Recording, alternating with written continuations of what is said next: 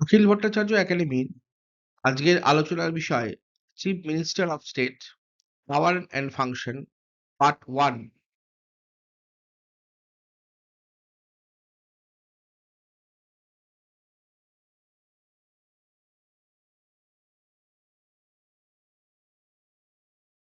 Points cover. Article related to the chief minister at a glance. Constitutional position of the chief minister of Indian states. Power and functions of chief minister. List of chief ministers of the state of West Bengal. Articles related to chief minister at a glance. অর্থাৎ ভারতবর্ষের সংবিধানে মুখ্যমন্ত্রীদের ক্ষমতা কার্যাবলী সম্পর্কে কি কি বলা রয়েছে এটি আমরা অ্যাট এ গ্লান্সে দেখব। আর্টিকেল 163 এখানে বলা হয়েছে যে রাজ্যের মন্ত্রিসভা রাজ্যপালকে যে অ্যাডভাইস বা পরামর্শ দেবেন এবং সহযোগিতা করবে তার কার্যক্রম। আমরা সকলেই জানি রাজ্য মন্ত্রিসভার প্রধান হচ্ছেন রাজ্যের মুখ্যমন্ত্রী। 164 আদার প্রভিশনস অ্যাজ টু মিনিস্টার্স অর্থাৎ মন্ত্রীদের ক্ষেত্রে যে অন্যান্য প্রভিশনস গুলো রয়েছে সেগুলো এখানে বলা হয়েছে। 166 conduct of business of the government of a state অর্থাৎ রাজ্য সরকারের কি ক্ষমতা কার্যাবলী সেটি এখানে বলা রয়েছে। 167 এখানে কি বলা হয়েছে? এখানে বলা হয়েছে যে রাজ্যপালকে ইনফরমেশন ফরওয়ার্ড করা বা পরামর্শ দেওয়ার ক্ষেত্রে মুখ্যমন্ত্রীর কি কার্যাবলী রয়েছে সেটি এখানে বলা হয়েছে। 177 এখানে বলা হয়েছে যে হাউস অর্থাৎ রাজ্য বিধানসভা অর্থাৎ রাজ্য আইনসভার তে মুখ্যমন্ত্রীর কি অধিকার রয়েছে সেটি এখানে ব্যাখ্যা করা হয়েছে। মোটামুটিভাবে আর্টিকেলস আমরা জানলাম মুখ্যমন্ত্রীকে অর্থাৎ মুখ্যমন্ত্রীর সম্পর্কিত ভারতের সংবিধানে কি কি আর্টিকেলস রয়েছে সেগুলো আমরা জানলাম। Constitutional position of the chief minister of Indian states অর্থাৎ ভারতবর্ষের অঙ্গরাজ্যগুলির মুখ্যমন্ত্রীদের সাংবিধানিক অবস্থান। প্রথমে কি অ্যাপয়েন্টমেন্ট। অ্যাপয়েন্টমেন্ট কি? রাজ্যপাল মুখ্যমন্ত্রীদের নিযুক্ত করেন। দ্বিতীয়ত অর্থাৎ রাজ্যের আইনসভায় বা লেজিসলেটিভ অ্যাসেম্বলিতে রাজ্য বিধানসভায় যে রাজনৈতিক দল সংখ্যাগরিষ্ঠতা অর্জন করে তার নেতাকে রাজ্যপাল মুখ্যমন্ত্রী হিসেবে নিযুক্ত করেন। আর্টিকেল 163 এখানে বলা হচ্ছে যে রাজ্যপালকে সহায়তা করা এবং অ্যাডভাইস করার জন্য মুখ্যমন্ত্রীকে প্রধান করে একটি মন্ত্রিপরিষদ গঠন করার কথা বলছে। 164 এখানে কি বলছে? এখানে বলছে যে মুখ্যমন্ত্রীকে রাজ্যপাল নিযুক্ত করেন এবং মুখ্যমন্ত্রীর সুপারিশে কিন্তু অন্যান্য মন্ত্রীদের রাজ্যপাল নিযুক্ত করেন। এই প্রক্রিয়ার ডিটেল এই 164 ধারায় রয়েছে। কি ক্যারেক্টার্স ৩ টে বলা হচ্ছে। এখানে কি position, Real authority, legislative member. কি পজিশন কেন কি বলা হচ্ছে এখানে?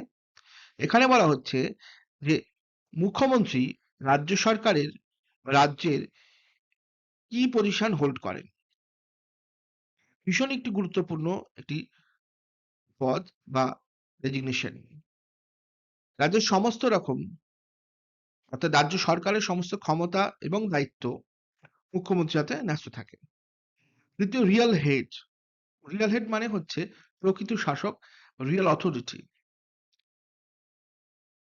রাজ্যের রাজ্যপাল হলেন সাংবিধানিক প্রধান বা নিয়মতান্ত্রিক শাসক, কিন্তু মুখ্যমন্ত্রী হলেন রাজ্য সরকারের প্রধান অর্থাৎ real authority of the state government.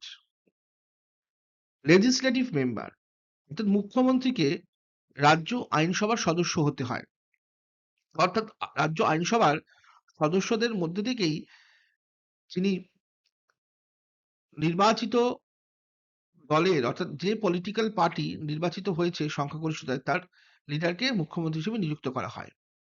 কিন্তু যাকে মুখ্যমন্ত্রী হিসেবে নিযুক্ত করা হচ্ছে তিনি যদি কোনো কারণে রাজ্য আইনসভার সদস্য না হয়ে থাকেন তাহলে তাকে ৬ মাসের মধ্যে রাজ্য আইনসভার সদস্য হতে হয়। তাহলে মোটামুটিভাবে আমরা constitutional position of the chief minister of Indian states বুঝতে পারলাম।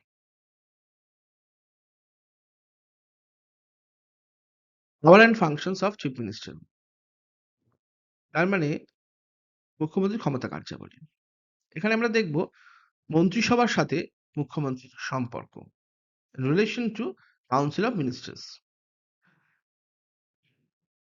এখানে কি বলছে? এখানে বলছে যে মুখ্যমন্ত্রী যেসব এমএলএদের বা ব্যক্তিকে সুপারিশ করেন মন্ত্রী হিসেবে, তাদেরকেই কিন্তু রাজ্যপাল মন্ত্রী হিসেবে নিযুক্ত করেন। দ্বিতীয়, মুখ্যমন্ত্রী মন্ত্রীদের মধ্যে, অর্থাৎ মন্ত্রিসভার যারা সদস্য মন্ত্রী হয়েছেন, তাদের মধ্যে দপ্তর বন্টন করেন।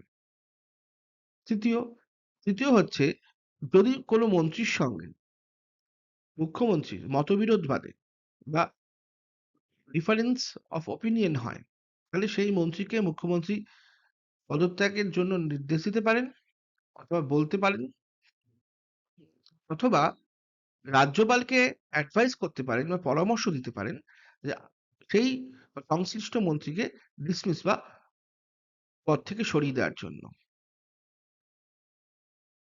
আরেকটি ব্যাপার বলছে, চতুর্থত যেটা বলা হচ্ছে সেটা হচ্ছে যে মুখ্যমন্ত্রী মন্ত্রিসভার অর্থাৎ কাউন্সিল অফ মিনিস্টারের সভা উনি আহ্বান করেন এবং সেই সভায় কিন্তু সভাপতিত্ব করেন, এবং এই কাউন্সিল অফ মিনিস্টার্স এর ডিসিশনস হয়, সেই ডিসিশনস গুলোকে কিন্তু উনি প্রভাবিত করতে পারেন, ইনফ্লুয়েন্স করতে পারেন।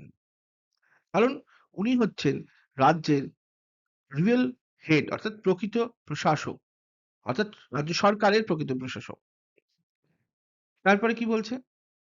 মুখ্যমন্ত্রী সমস্ত মিনিস্টারদের গাইড করেন, ডাইরেক্ট করেন এবং কন্ট্রোল করেন। শুধু তাই নয়, এই মন্ত্রীদের মধ্যে সমন্বয় সাধন অর্থাৎ কোঅর্ডিনেশনও কিন্তু মুখ্যমন্ত্রী করে থাকেন।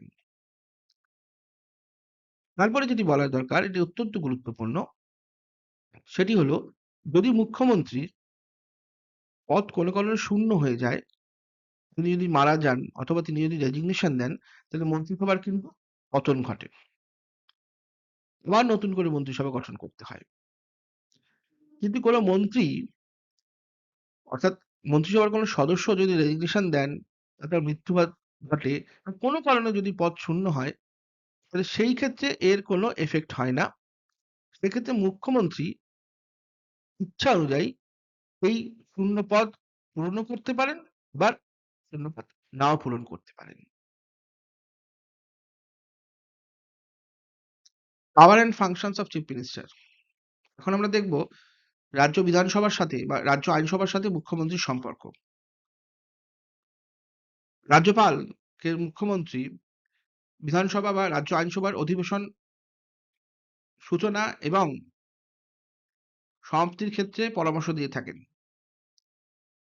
দ্বিতীয়ত, রাজ্য বিধানসভার ভেঙে দেওয়ার ক্ষেত্রে মুখ্যমন্ত্রী রাজ্যপালকে সুপারিশ করে থাকেন। এটি যে কোনো সময় হতে পারে। মুখ্যমন্ত্রী বিধানসভার অভ্যন্তরে সরকারের যে কোনো পলিসি বা নীতি ঘোষণা করতে পারেন। মুখ্যমন্ত্রী হলেন বিধানসভার সংখ্যাগরিষ্ঠ দলের নেতা। তিনি এই সংখ্যাগরিষ্ঠ রাজনৈতিক দলের হয়ে নেতৃত্ব দেন বিধানসভার অভ্যন্তরে। মন্ত্রিসভার নেতা হলেন মুখ্যমন্ত্রী, এবং এই মন্ত্রিসভা যৌথভাবে বিধানসভার কাছে দায়িত্বশীল থাকে, এবং বিধানসভার কনফিডেন্সের ওপর, অর্থাৎ সমর্থনের ওপর মন্ত্রিসভার স্থায়িত্ব নির্ভর করে। এছাড়া বিধানসভার অভ্যন্তরে মুখ্যমন্ত্রী বিরোধীদের বিরোধীদের থেকে আসা বিভিন্ন প্রশ্নের উত্তর দেন, বিভিন্ন আলোচনায় অংশগ্রহণ করেন, এবং বিরোধীদের যে বিভিন্ন ধরনের প্রশ্ন আসে সরকার বিরোধী বা সরকারি বিভিন্ন কার্যাবলীর ওপর, সেগুলিকে ডিফেন্ড করেন মুখ্যমন্ত্রী এবং তার মন্ত্রিসভা। তাহলে মোটামুটিভাবে মুখ্যমন্ত্রীর যে সম্পর্ক বিধানসভার সঙ্গে, সেটি বোঝা গেল। Powers and function of Chief Minister. Other powers and function. Chief Minister, the chairman of the State Planning Board. তার মানে রাজ্যের মুখ্যমন্ত্রী রাজ্যের যে পরিকল্পনা বোর্ড আছে, সেই পরিকল্পনা বোর্ডের চেয়ারম্যান হিসেবে কাজ করেন। এছাড়া দ্বিতীয়ত বলা যায় যে রাজ্যের মুখ্যমন্ত্রী জোনাল কাউন্সিল আছে, সেই জোনাল কাউন্সিলের ভাইস চেয়ারম্যান হিসেবে কাজ করেন। তবে তার এই ৫ বছরের টার্মের মধ্যে একবারই তিনি ১ বছরের জন্য ভাইস চেয়ারম্যান হয়ে থাকেন। তৃতীয়ত, তিনি ইন্টার স্টেট কাউন্সিল এবং গভর্নিং কাউন্সিল অফ নীতি আয়োগের সদস্য হিসেবে কাজ করেন। সেখানে এই নীতি আয়োগ বা ইন্টার স্টেট কাউন্সিলের প্রধান বা হিসেবে কাজ করেন হচ্ছে প্রধানমন্ত্রী। এছাড়া মুখ্যমন্ত্রী রাজ্যের ক্রাইসিস ম্যানেজার ইন চিফ হিসেবে কাজ করেন। এখানে বলছে যে chief minister crisis manager in chief at the political level during the emergency, অর্থাৎ ইমার্জেন্সির সময় মুখ্যমন্ত্রী ক্রাইসিস ম্যানেজার ইন চিফ হিসেবে কাজ করেন। তারপর বলা হচ্ছে যে মুখ্যমন্ত্রী হচ্ছেন রাজ্য সরকারের স্পোকস পার্সন, অর্থাৎ মুখপাত্র, প্রধান মুখপাত্র। তারপর বলছে যে as a leader of the state, he meets various section of people and receives memorandum from them regarding their problem and so on. অর্থাৎ ভারতের যে অঙ্গরাজ্যগুলি রয়েছে তার যে মুখ্যমন্ত্রীরা রয়েছেন সেই রাজ্যের অর্থাৎ সংশ্লিষ্ট রাজ্যের মুখ্যমন্ত্রীরা রাজ্যের বিভিন্ন ধরনের মানুষের কাছ থেকে মেমোরেন্ডাম রিসিভ করেন এবং বিভিন্ন সমস্যা সংক্রান্ত যেসব মেমোরেন্ডাম আসে সেগুলো রিসিভ করে থাকেন। তারপর কি বলছেন? Chief minister is a political head of the service. তার মানে মুখ্যমন্ত্রী হচ্ছেন রাজ্য সরকারের কিন্তু অর্থাৎ সরকারি প্রশাসনের পলিটিক্যাল হেড। তারপরে কি বলা হচ্ছে? বলছেন যে chief minister is very significant and highly crucial role in the state administration or the state governmental administration. অর্থাৎ রাজ্যের যে সরকারি প্রশাসন রয়েছে সেই প্রশাসনিক ব্যবস্থায় মুখ্যমন্ত্রী অত্যন্ত সিগনিফিক্যান্ট এবং হাইলি ক্রুশিয়াল রোল, গুরুত্বপূর্ণ রোল পালন করেন। শেষ কি বলছে? এখানে বলছে যে মুখ্যমন্ত্রী রাজ্যের যে চিফ সেক্রেটারি অর্থাৎ মুখ্য সচিব রাজ্য সরকারের কে নিযুক্ত করে থাকেন।